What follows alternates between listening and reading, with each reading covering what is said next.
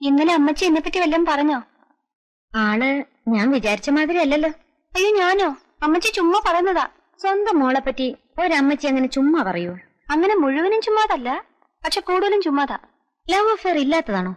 ഏതൊരു മുസ്ലിം ബോയായിട്ട്? അതാ ഞാൻ പറയാൻ വന്നേ. സത്യം കേൾക്കണോ? അഷ്റഫിനെ ഞാൻ കാണുന്നത്, അഷ്റഫ് എന്ന പുള്ളിക്കാരന്റെ പേര്. ഞാൻ എന്നും ടൈപ്പിന് പോകുന്ന വഴിക്ക് അഷ്റഫ് അവിടെ കണ്ട് നിൽക്കാറുണ്ടായിരുന്നു പോലും. ഞാനാണെങ്കിൽ വീട്ടിൽ നിന്ന് ഇറങ്ങിയാ പിന്നെ ഇടത്തോട്ടും വലത്തോട്ടും നോക്കുന്ന പ്രശ്നമേ ഇല്ല.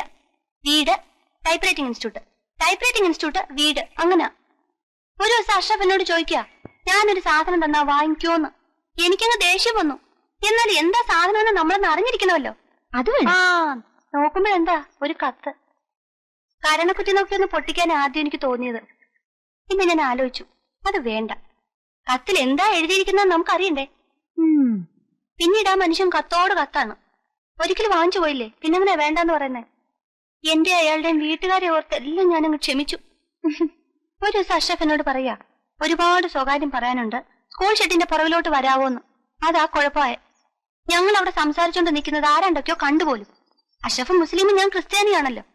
അതിനുശേഷം ഈ രണ്ട് സമുദായക്കാരും തമ്മിൽ ഇല്ലാത്ത പുകിലൊന്നുമില്ല. അടിപിടിയും ബഹളവും ഒന്നും പറയണ്ട, ഞാനിങ്ങ് പോന്നു. കുഞ്ഞു പറ, എന്റെ ഭാഗത്ത് എന്തെങ്കിലും തെറ്റുണ്ടോ?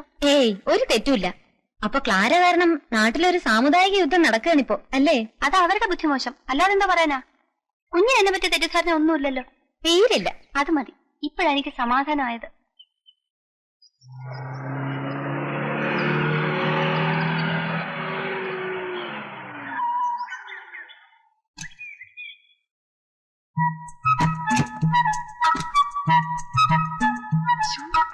ഈ വീടൊരു കൊട്ടാരം തന്നെയാണേ.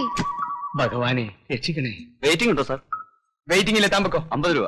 ഞാനൊരു SI ആണ്, SI KP അടിയോടി. ഞങ്ങൾ പോലീസുകാര് ടാക്സിയിലും ബസ്സിലും ഒക്കെ കയറിയാൽ സാധാരണ പണം കൊടുക്കാറില്ല. പക്ഷെ എനിക്ക് പണം വേണം. ഓഹോ, തന്റെ RC എവിടെ? ഡ്രൈവിംഗ് ലൈസൻസ് എവിടെ? ആ ട്രിപ്പ് ഷീറ്റ് എടുക്ക്. തന്നെ ഒരു കേസ് കൊടുക്കാൻ പറ്റുന്ന ഞാനൊന്ന് നോക്കട്ടെ. ഓ, ആ കാശ് അങ്ങോട്ട് കൊടുക്കുന്നേ. ഓടെ ഇന്നത്തെ ആളുകൾക്ക് പോലീസിന് പേടിക്കാൻ തോന്നാടി.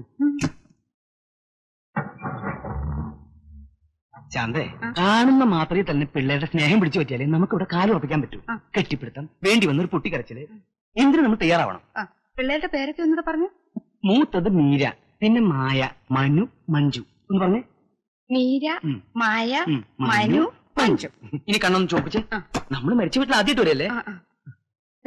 തോന്നു ഉപ്പ ചുമന്നുണ്ട്. എന്നെ നോക്കി. ആ കണ്ണി വന്നിട്ടില്ല. ഇതാ കണ്ണടക്കല്ലേ, വരത്തില്ല. ചെല്ലു ചെല്ലു. മോളത് പിടിച്ചേ, ഇപ്പൊ വരാം.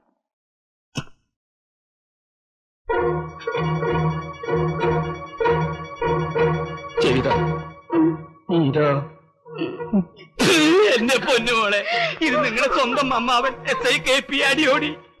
ഈ നിൽക്കുന്നത് നിന്റെ സ്വന്തം അമ്മായി ശാന്ത. ഇത് ഞാൻ എങ്ങനെ പോയെന്ന് വിചാരിച്ച് നിങ്ങൾക്ക് ഞങ്ങളുണ്ട് മക്കളെ. ഈ വാർത്ത കണ്ട അന്ന് മുതല് ഞാനൊരു പോളെ കണ്ണടച്ചിട്ടില്ല. നോക്കി ചണ്ട മറ്റു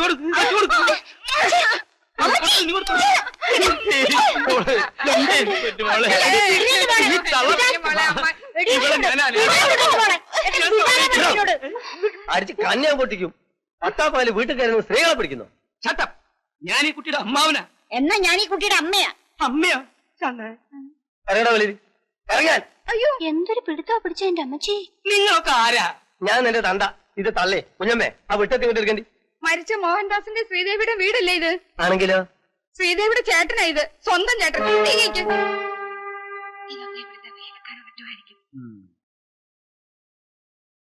ഒരബദ്ധം പറ്റിപ്പോയതിന് താൻ എന്റെ തന്തയ്ക്കും തള്ളയ്ക്കും വിളിച്ചു. ഞാൻ ആരാണെന്നറിയോ? KP Adiyodi, SI sub inspector. പിടുത്തെന്ന് വെച്ചാൽ ഏത് ജാതി പിടുത്തം?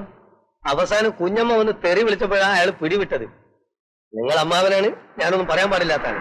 എന്നാലും ഞാൻ പറയണം, പിടിച്ചൊന്ന് പൊട്ടിക്കണമെന്ന് എനിക്ക് തോന്നിയതാ. പക്ഷെ അയാളൊരു SI അല്ലേ. ഈ കാക്കി വേഷത്തിനൊരു മാന്യത നമ്മൾ കൊടുക്കണല്ലോ. അതുകൊണ്ട് ഞാനങ്ങ് ക്ഷമിച്ചു. ഇതൊക്കെ ഇപ്പൊ എവിടുന്ന് കയറി വരുന്നു? ഒരമ്മാവൻ. എന്തമ്മാവൻ? ഈ അമ്മാവന്റെ ഫുൾ ചരിത്രം കുഞ്ഞമ്മ എന്നോട് പറഞ്ഞു.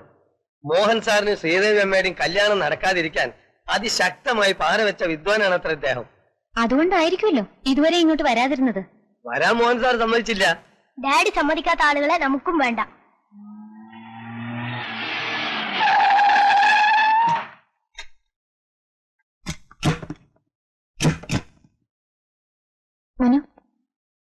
എടുത്തു ചാടി വഴക്കൊന്നും പറയാൻ പോണ്ട. I won't allow them touch me. But don't be arrogant Manu. കെട്ടിപ്പിടിക്കാൻ വന്നാ ഞാൻ ഇടിക്കും. പ്ലീസ് മനു. എല്ലാവരും എന്റെ പിന്നാലെ പോന്നാ മതി. ശാന്തേ, എന്റെ പൊന്നു മക്കളെ നിങ്ങൾ അനാഥരാക്കിയിട്ട് നിങ്ങളുടെ അച്ഛനും അമ്മയും പോയി കളഞ്ഞല്ലോ. പക്ഷേ ഇനി നിങ്ങൾ അനാഥരല്ല, നിങ്ങൾക്ക് ഞങ്ങളുണ്ട്. എന്റെ പൊന്നുമോളെ. ആരെങ്കിലും കെട്ടിപ്പിടിച്ച അടങ്ങുമെങ്കിൽ എന്നെ പിടിച്ചോളൂ, രണ്ടാളും. ആ കുട്ടികളെ ഡ്രസ് ചീത്തയാവും, അതുകൊണ്ടാ. ഏത് ഡ്രസ്സിനേക്കാളും വലുതാണോ രക്തബന്ധം? അങ്കിൾ എപ്പോ വന്നു? ഓ ശാന്തേ, ആ സ്നേഹം കണ്ടു. അധികം നേരം ആയിട്ടില്ല മോളെ. മരണവിവരം ഞങ്ങൾ അറിയിക്കാത്തതിൽ ഞങ്ങൾക്കൊരു ദേഷ്യമില്ല. നിങ്ങൾ കൊച്ചു കുട്ടികളല്ലേ. പക്ഷെ ഇവിടെ വന്ന് കയറിയതും ഇവൻ എന്റെ തന്തയ്ക്ക് വിളിച്ചു. നമ്മുടെ വീട്ടിലെ വെറും ഒരു ശമ്പളക്കാരനല്ലേ ഇവൻ. ഇവൻ ഇത്ര അധികാരം കൊടുത്തതാരാ? ആളറിയാതെയല്ലേ അങ്കിൾ. ഞങ്ങൾ പോലും അങ്കിളിനെ കാണുന്നത് ഇപ്പോഴല്ലേ. അത് നേരാ. എന്റെ കയ്യിൽ നിന്ന് ഈ വീടിന്റെ അഡ്രസ് എങ്ങനെയോ കളഞ്ഞുപോയി. അതുകൊണ്ടാ ഇതുവരെ വരാതിരുന്നത്. ഇവിടുത്തെ സ്വത്ത് മോഹിച്ചിട്ടൊന്നുമല്ല ഞങ്ങൾ വന്നത്. അങ്ങനാരും പറഞ്ഞില്ലല്ലോ. ഉള്ളിലിരിപ്പ് പുറത്തു പറഞ്ഞു പോയതാ. ഞങ്ങൾക്ക് ചെമ്മീൻ കമ്പനിയും വേണ്ട, എസ്റ്റേറ്റും വേണ്ട. ഒന്നും വേണ്ട. ഞാനൊരു SI യാ. ഇവിടം വരെ വരിക, നിങ്ങളെ കാണുക, ആശ്വസിപ്പിക്കുക, തിരിച്ചു പോവുക. അമ്മാവനും അമ്മായിയും ഓട്ടെ മക്കളെ. എന്നാ പൊന്നുസ്റ്റേട്ടാ, രണ്ടാളെയും കാറി കയറ്റി ബസ് സ്റ്റാൻഡിൽ വിട്ടോളൂ. ഓ ഞാൻ പോവല്ലേ, താമസിക്കണ്ട. എന്നാ പെട്ടെടുത്ത് ശാന്തേ.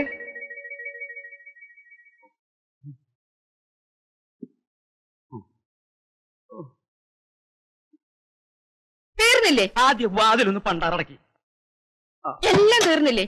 പെട്ടിയെടുത്തോ, നമുക്ക് പോവാം. ഇല്ലാത്ത കാശ് മുടക്കി ബസ്സും കാറും പിടിച്ച് ഓടി വന്നതാ. എങ്ങനെ പോവാ? ഇത്ര പെട്ടെന്ന് പോകാനായിരുന്നെങ്കിൽ പിന്നെ എന്തിനാ മനുഷ്യ ഓടിച്ചാടി ഇങ്ങോട്ട് പോകുന്നത്?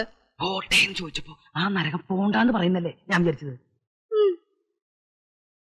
രക്തബന്ധം എന്ന ബന്ധം ഈ മാർക്കറ്റിൽ ചെലവാകുന്ന ഒരു സാധനമാണെന്ന് എനിക്ക് തോന്നുന്നില്ല. പോലീസുകാരനാണെന്ന് വെച്ചാൽ ഇത്രയ്ക്ക് അങ്ങ് വിവരമില്ലാതായി പോവോ? മോളെ, മോക്ക് വല്ലാതെ വിഷമായി കാണൂല്ലേ? എന്തിന്? അമ്മാവൻ പോലീസാണല്ലോ, SI. അതിന്റെ ചില കുഴപ്പങ്ങളൊക്കെ ഉണ്ട് മോളെ. പക്ഷെ മോടെ അമ്മായി അങ്ങനല്ല കേട്ടോ. ഞാൻ ഓരോന്നോരോന്നായിട്ട് അങ്ങേർക്ക് പറഞ്ഞ് മനസ്സിലാക്കി കൊടുത്തു. നമ്മുടെ കുട്ടികളെല്ലാം നമ്മളോട് മോശമായിട്ട് പെരുമാറിയത്, അവരോട് ദേഷ്യം കാണിക്കരുത്, പെട്ടെന്ന് ചാടി ഇറങ്ങി അങ്ങനെ പൊക്കളയരുത് എന്നൊക്കെ പറഞ്ഞ് ഒരുവിധം തണുപ്പിച്ചു. മോള് തന്നെ ഓർത്തു നോക്കിയേ, മറക്കമുറ്റാത്ത നിങ്ങൾ 4 എണ്ണത്തിനെ പെരുവഴി കളഞ്ഞേച്ച് പോവാന്ന് പറഞ്ഞ നോക്ക്, മനസാക്ഷി ഉള്ളവർക്ക് പറ്റുമോ? ലീവ് എടുക്കാൻ പറഞ്ഞു. അപ്പൊ പറയാ അവിടെ ഒരുപാട് ഉത്തരവാദിത്തങ്ങളുണ്ടെന്ന്. എനിക്കിങ്ങോട്ട് പെരുവരലിന് ദേഷ്യം ഇരച്ചു കയറി. ഈ കേരള മഹാരാജ്യത്ത് വേറെ SI-മാരില്ലേ? ഉത്തരവാദിത്തങ്ങൾ അവർ നോക്കട്ടെ. ഷോ, എന്റെ ദൈവമേ, ഒടുവി പറഞ്ഞ് ലീവ് എടുക്കാവുന്ന സമ്മതിച്ചു. കണ്ടോ ഞങ്ങള് പോകുന്നില്ലെന്ന് പറഞ്ഞപ്പോ മുഖത്തെ ഒരു തെളിച്ചം കണ്ടില്ലേ? പച്ച പാവം. മോളിനി ഒന്നും കൊണ്ടും വിഷമിക്കണ്ട കേട്ടോ. ഞങ്ങൾക്ക് എന്ത് സംഭവിച്ചാലും ശരി, ഈ വീടിന്റെ നിങ്ങളുടെയും കാര്യം ഞങ്ങൾ ഏറ്റു. ഈ പെണ്ണുങ്ങളുടെ ഇടയിൽ പെട്ടുപോയതാ എന്റെ ബാഡ് ലക്ക്. എനിക്ക് വേണ്ട, അമ്മാവനും വേണ്ട, അമ്മായിയും വേണ്ട.